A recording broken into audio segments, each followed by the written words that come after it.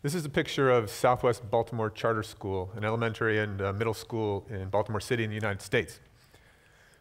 And this is the French Revolution. So I want to talk about something that Southwest Baltimore Charter School got right and the French Revolution got wrong. It's something that almost all revolutions get wrong.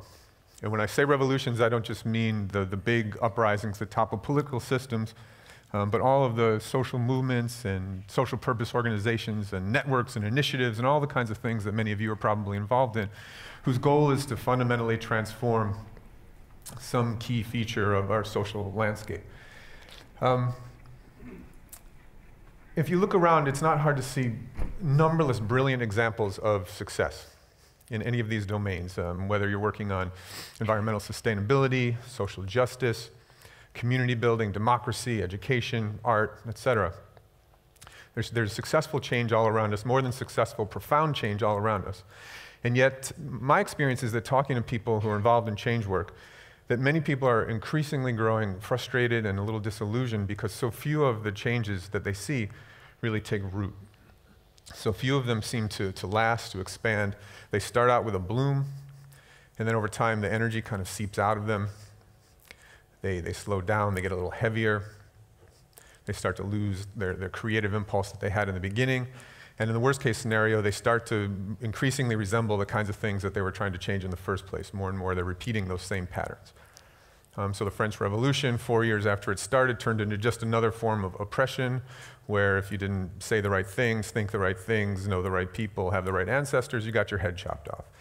And most of our disappointments are not quite so dramatic, but the pattern is familiar. And so I think that we've been focusing a lot on how the world can change. And in fact, that's not quite the right question, because we know a lot about how the world can change. We see all these examples, as I said, and in fact, in the last few decades, an enormous number of methodologies and interventions and theories of change have developed, quite a number, and they work. They're effective if you apply them in the right way, in the right context. We know a lot about change. We know a lot less, though, about how to sustain change. How can the world stay changed? What is it that allows a change to grow, to deepen, to increase, to connect to other forms of change so that we start to see real scale shifts? This is the question that we've been wrestling with over the last decade or so. And we've been doing it by looking at pretty small social purpose organizations that manage to find cracks in their institutional landscapes, and then to reform, to refashion those institutions. And not only to do that, but to sustain the changes that they were creating over time, to grow them, to deepen them. So we focused a lot less on how did the changes happen in the first place, and instead we were looking at, well, what are they doing? What's happening here that's allowing these changes to get anchored, to become resilient, to outlast leadership shifts, et cetera, and to grow over time? It's a very exciting question. One of the organizations that we looked at was Southwest Baltimore Charter School. It's a public school. It's serving neighborhoods, a group of neighborhoods that are facing the familiar distresses that we all know: poverty, addiction, crime, health issues, et cetera. And the school was founded with a very vague, but it turns out brilliant, I think, intention. We want this place to feel different. We don't know what that means, but we want this place to feel different. And it does feel different. If you go there and talk to the parents and the teachers and the staff, they say, this place is alive in a way that I've not experienced before. I feel connected to my work and to the kids and to my colleagues in whole new ways. I feel like I'm becoming the best version of myself. They're lit up with their own learning as if they are the students in the place. They're constantly collaborating with each other to push the boundaries of their practice. And because of this, innovations keep on springing year after year in all sorts of areas, from pedagogy and curriculum to structure to community engagement, et cetera. And if we ask why is this happening in Southwest Baltimore Charter School and in the other organizations we've studied, it seems to boil down to the fact that the school continually, they keep coming back to and shaping their work out of the lived experiences of the people who are doing that work. They're anchoring their work in those experiences, in the emotions, the intuitions, the curiosities, the biographies, the fears, the vulnerabilities of the people doing the work. They're avoiding what we can think of as the form trap. What's the form trap? Suppose that we have a social purpose organization and we decide that that we want it to be very participatory. So we're going to create all sorts of things that will cultivate participation, we think. So we decide we're always going to have our meetings in a circle. And we'll go around the circle and we'll each always have our turn to speak. And we'll use consensus decision making. And we'll take turns facilitating our meetings. And that will be participation. We'll know we're participatory because we're doing those things. Now think about the experience of the people sitting in that circle. Do they feel like they're participating? Do they feel like their voices are heard? Do they feel like they're able to connect to their colleagues and collaborate meaningfully to create together? Maybe, maybe not.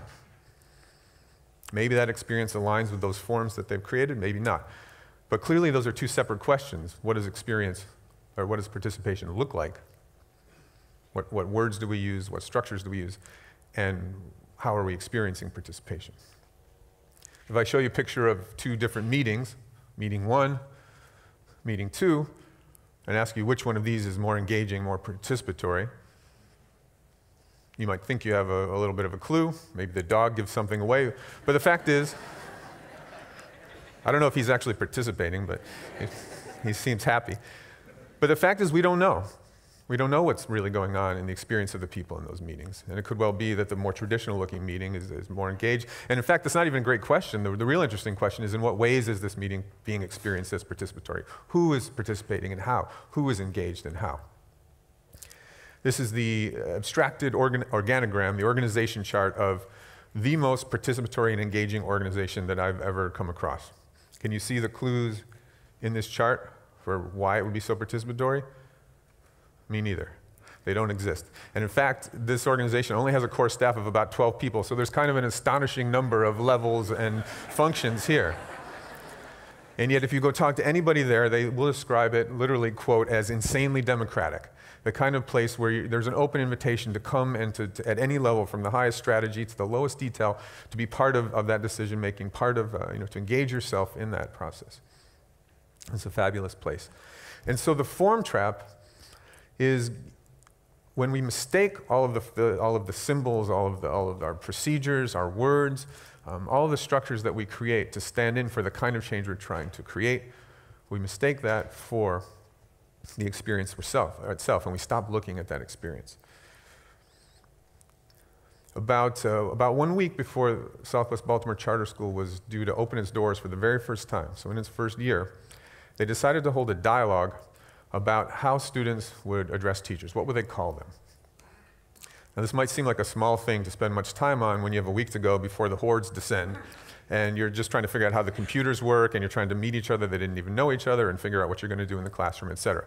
And in fact, a consultant at the time said, don't waste your time, don't worry about that, that's minor detail, just make an executive decision and move on. But they felt it was important somehow, so they gathered together to talk about this.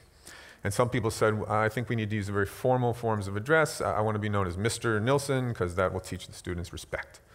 And someone else said, well, I don't know, in this area, I think it's actually more relaxed and respectful to use the first name with Mr., Ms. Mary, Mr. Warren. And then other people said, well, I actually feel more comfortable and more engaged and more authentic if you just use my first name. I want the kids to call me Warren. And it was kind of a normal little conversation at first, and then it started to get heated. And people got really passionate and angry. Tears were flying. Said, you don't understand my culture. That's not what respect is. The kids are going to be confused. What are we doing here? Got very personal. Everyone's always mispronounced my name, and I want it pronounced right, and it's really important to me. And finally, at some point, someone said, well, what if each of us can decide how we'd like to be addressed? And it can be different. Okay. Well, will that confuse the kids? It's not that confusing. You say, if you respect someone, you ask them how they'd like to be addressed, and they tell you, and then you address them that way. Okay, well, we look unprofessional. I don't think that's going to be the major gauge of how we're judged. And so that's what they did. and now, even today, you go to the school, and the nameplates on the doors read differently. There's Mr. Nilsson's, and there's Mary's, and everything in between. You can see the same thing on the website. And the point is, it's not the particular solution that they came up with in this case, which was clever enough, but the act of digging into kind of the experiences that were there and how people were really thinking about respect in this case, or connection and authenticity to the kids. And it's the practice of continually going back into the experience in the day-to-day, in the little moments of the work, mostly not in big retreats and in dialogues like this emergency meeting before the school was supposed to start, but just in the day-to-day work. How are we experiencing this work together? How do we want to? How do we want this parent-teacher conference to feel? And as you start to continually go into that, how do we want to feel? How do we feel? What's going on in your head? What's happening in your life? As part of your normal everyday work, you see that the experience becomes the thing that gets institutionalized. That's what's resilient. That's what's consistent, not the forms. The forms exist. They may change over time. In response, we're continually interrogating the forms against the experience. So in the case of Southwest Baltimore Charter School, it's been around for about 7 years. This was actually one of the shorter, the newer organizations we studied.